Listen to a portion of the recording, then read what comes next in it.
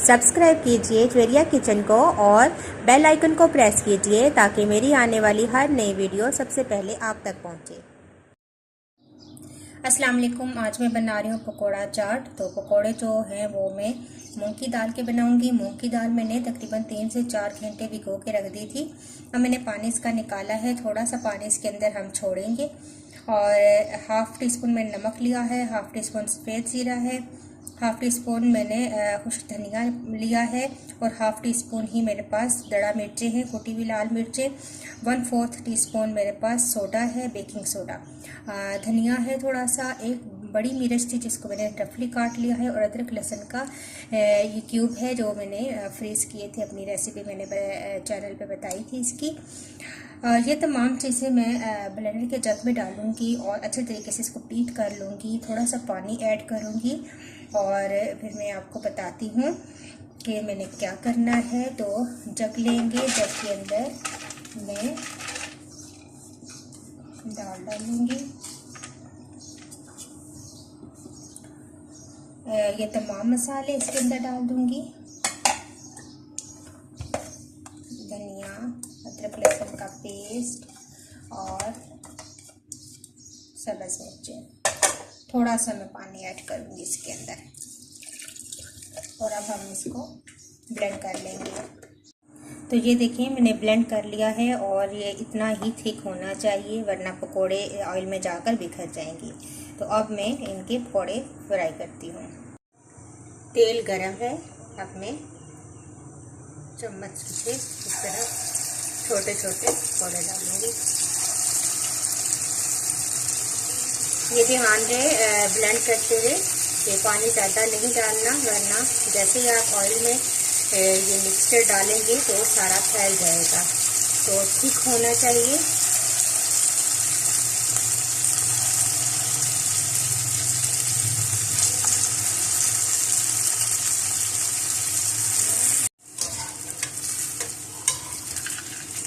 फ़ौरन चम्मच नहीं हिलाएंगे वरना ये टूट जाएंगे। तो देखें जब एक साइड से आपको पता चले कि ब्राउन हो चुके हैं तो फिर आप चम्मच इनमें हिलाएं।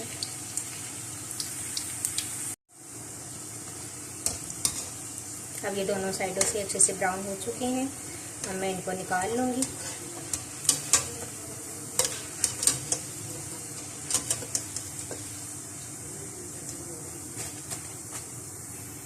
तमाम पकोड़े मैंने फ्राई कर लिए हैं। अब जिस भी चीज़ में आपने इसको असेंबल करना हो वो उसमें आप ये तमाम पकोड़े नीचे डालेंगे। मेरे पास आधा किलो दही था जिसमें से मैंने थोड़ा सा लिया है और उसमें पानी डालकर इसको पतला कर लिया है। ये सबसे पहले हम इसके ऊपर डालेंगे और इसके बाद इस दही में हम थोड़ा सा चाट मसाला शामिल करेंगे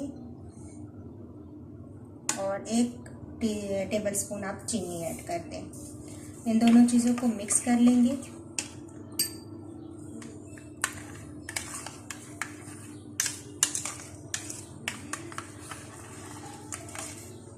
इस तरीके से मिक्स हो जाए तो हम ये इसके ऊपर डाल देंगे।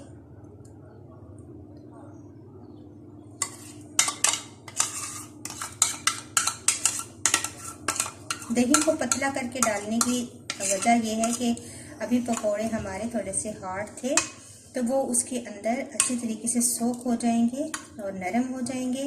और ये हमारे पास दही था, ये मैंने डाला है। अब इसके ऊपर आप प्याज के लच्छेदार इस तरीके से काट कर ये डाल दें अपनी मर्जी से जितना आप डालना चाहें। साथ ही ये मेरे पास इमली है, इमली की चटनी ये आप इसके ऊपर डाल देंगे